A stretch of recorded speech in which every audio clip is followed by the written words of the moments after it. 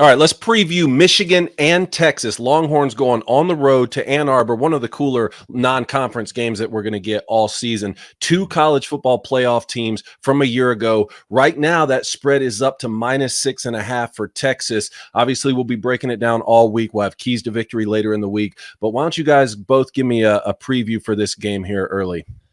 Well, it's fascinating to me because, you have a team in Texas with a guy like Sark that's very creative offensively, very, very cerebral offensively. You've got really good skill players. Quinn Ewers is a guy that can make every single throw. He's played in big games on the road. They beat Bama last year, going up against a Michigan team that we feel like, defensively is really, really good as we thought. But offensively, there's a lot of questions. It feels like a work in progress. And even when the work may be done and the decision is finally made, how elite can this offense be? Can the offense just be good enough to play complementary football with the defense and win games with their identity? They're not going to be as explosive as they were last year. Not that they were just incredibly explosive, but they did have the ability with JJ and some of these other guys to hit big plays when they needed them the most. You go back to that Ohio State game.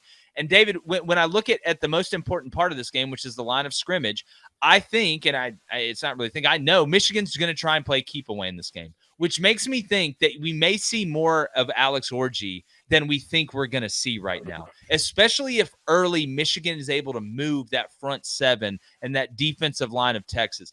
Again, Texas looked really good against Colorado State. They were way better than Colorado State, but the defense still shut them out. And Colorado State's got some guys. When you look at Texas, with Michigan's offensive line and the way Fresno State was kind of able to hang in there, it really gives me a lot of confidence that Texas can put Michigan in third in passing.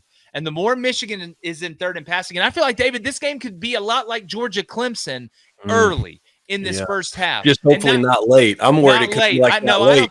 I don't think it'll open up like that. You say that. But in this game, it feels like it's 10-3 Texas at halftime, or it's 7-3 Texas at halftime. Michigan is able to move the ball somewhat, but even when they get in the red zone, they're not able to score. And then all of a sudden, when you get down double digits, I don't think Michigan can come back. That's the biggest question here. It's like we said about Florida State and Georgia Tech, right? What's plan B? If plan A on offense is not working for Michigan, what is plan B? You just got to hope Davis Warren figures it out on the fly and you're able to concoct some combinations that can beat this Texas secondary. I'm a lot more worried for Michigan in this game right now than I was before the season, because eventually that dam will break when you got a witch like Sark drawing it up over there. You can stop him 8 times, but in this game, I think 2 times might be the thing that kills you. Blaine, I have some specific thoughts on this that I'm going to break down, but first from you, that line is actually a full touchdown now. So -7 Texas, and the over-under just went down a hook, so it's an even 44. I think this game is going to keep going up, and I think it's going to keep going up for Texas. I think Michigan's in trouble.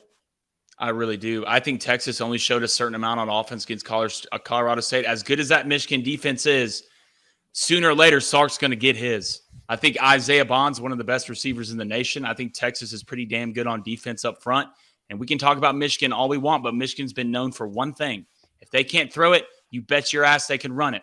All right, if you can't run it against Texas, and I don't believe in either of those quarterbacks, this spread's going to keep going up, and I'm going to lay the points with Texas. Quinn Ewers, older guy, knows how to – Will's a dog at corner, but he can't hold Isaiah Bond for 4 quarters. I'm sorry, you can't. As good as that defense is, you're not going to be able to stop Texas for 4 quarters, and it's going to be just like that Clemson game. Sooner or later, that defense is going to know that offense can't score, right? And then that little thought creeps in the back of your mind, and that's when it gets dangerous. So it's one of those things. The defense is going to have to score some points for Michigan to keep them in this football game. Yeah, I think you guys are right on a lot of that. Anybody who watched Michigan play Fresno State came away with the same concerns. There are limitations at the quarterback position. The offensive line didn't move guys around like we would have seen. And then on the defensive secondary, we have some questions. I thought Will Johnson played his worst game as a Wolverine, still had an 85-yard pick six. The defense needs to be what the defense is going to be. Wink Martindale is going to have to be, as much of a guru as Steve Sarkisian is on the offensive side for Texas. But there are some realistic positives, I think, for Michigan fans to keep in mind. One, Michigan didn't look great against their non-conference opponents last year, and Fresno was better than any one of those. And even the entirety of the season, we talk about how great Michigan runs the ball. Only 4 games last year did they rush for over 200 yards, and only 3 times did J.J. McCarthy pass the 300 passing yard mark. obviously, like you said, yeah, I mean, how much can you play from behind with Davis Warren at quarterback? 3rd and 10 feels like 3rd and a mile. Meanwhile, for Steve Sarkisian, 3rd and 10 feels more like 3rd and 5. He did make some good throws, though. He did make some good throws. Obviously, underthrew the deep ball. Colston Loveland is a weapon. You got to find him early and often, and you got to do whatever you can to stay out of 3rd and long. Like I told you, Jake, I'm a little worried about trying to pitch backwards, because if you throw on early downs and it doesn't work, now you're going to find yourself behind the chains in a way that J.J. McCarthy could at least make athletic plays to get you out of it. In games like this, I'm looking at 4 things. 1, the quarterback. You got to give the nod to Texas on that. Texas could start their backup quarterback in Arch Manning, and I think you'd still give them the nod to Texas. Defense, on paper, look, everything right there is there for the taking on defense. The edge guys really are playing at a high level. Josiah Stewart had a great game. Derek Moore, the linebackers look good. I'll give the nod to Michigan, but you got to execute. Home field advantage, Michigan's going to be at home. That's worth at least a field goal to me. And then the coaches. I mean, Sharon Moore might end up being a heck of a coach. I hope he is, but just from sheer experience, you give the nod to Texas. So when you got a team coming in with a better quarterback and a more experienced coach facing a team with an elite defense and the home field advantage, I hope that we're in for a good football game. The Texas minus 6.5, if it goes back down under a touchdown, I think you take that and you feel good about it and you put your head on the pillow. As far as the over under, if it goes up over 45.5, which is exactly where it started, you got to take the under, because that at least gives you a 24-21 game, which I think is a realistic outcome. So look and see if that 44 goes up to 45.5 again. David, I agree 100% with everything you said. 2 things before we move on. I want to hop in the chat quickly after we get done with this. I want to just warn Texas's defensive coaching staff. Do not make the same mistake that Jim Knowles made a couple years ago against Michigan, when we thought all Michigan could do is run the ball. So they said, you know what? We're just going to go in zero cover. Let's go zero. Just true man-to-man, no help over the top, because we'll stop the run and they've got nothing else. And all it takes is one slip, one move, because Michigan's got guys that can run. It's not like they've got a bunch of, accountants out there running around. You go zero, you are playing a dangerous game. If I'm Texas, that's fine. We'll go. We may go zero a couple times during the game, and it may be on early downs. That's probably when I would do it. But as far as what Jim Knowles did a couple years ago, I would not take that chance, because that's one of the only ways I think Michigan can hit big plays in this game is if you go zero coverage. The passing game, at least, is if you go zero coverage. But we watched Jim Knowles do that a couple years ago. But that offensive line ain't the same offensive line they're running to when Jim Knowles was at Ohio State. There is zero reason for Texas ever to get in zero coverage this game. Unless it's 4th and inches and they're under center.